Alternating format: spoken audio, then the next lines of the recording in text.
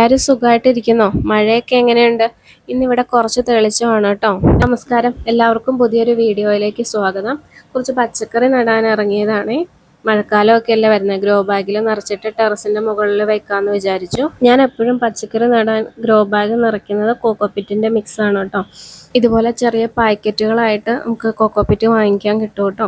ഇത് ഞാൻ വാങ്ങിയത് തൊടുപുഴ കാർഡ്സിൽ നിന്നാണ്. അവിടെ ഒരുപാട് ഐറ്റംസ് ഉണ്ട് കേട്ടോ. പച്ചക്കറികൾ, ഇൻഡോർ പ്ലാന്റ്സ്, ഔട്ട്ഡോർ പ്ലാന്റ്സ്, അതിൻ്റെ വളങ്ങൾ, അങ്ങനെ എല്ലാ ഐറ്റംസും അവിടെ കിട്ടും കേട്ടോ. ചകിരിച്ചോറ് ഉണക്കി പ്രസ് ചെയ്ത് വരുന്നതാണ്. ഇത് പൊടിക്കുന്ന ടൈമിൽ കുറച്ച് വെള്ളം കൂടി ചേർത്ത് കൊടുക്കുകയാണെങ്കിൽ പൊടി പറക്കാതിരിക്കും.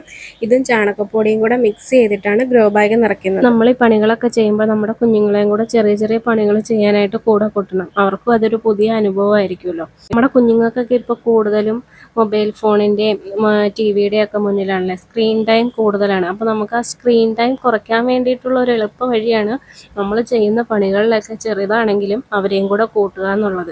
എല്ലാ അമ്മമാരും പറയും അവരെ കൂട്ടിക്കഴിഞ്ഞാൽ ഇരട്ടി പണിയാണെന്ന്.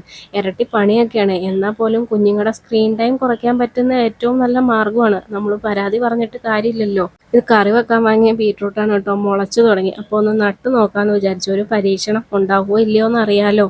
എല്ലാ വീട്ടമ്മമാരും ഇങ്ങനെയൊക്കെയല്ലേ കറി വെക്കാൻ വാങ്ങിക്കുന്നത്. ഇന്ന് മുളച്ചതും പഴുത്തതും ഒക്കെയാണല്ലോ നട്ടു നോക്കുന്നതൊക്കെ. ഇത് നമ്മുടെ പൊന്നാങ്കണ്ണിയാണ്. അടുത്ത ട്രിപ്പ് എടുക്കാറായിട്ടുണ്ട് ഇലകൾ. വീഡിയോ ഇഷ്ടമായ ലൈക്ക് ചെയ്യാനും ഷെയർ ചെയ്യാനും മറക്കരുതേ. നന്ദി.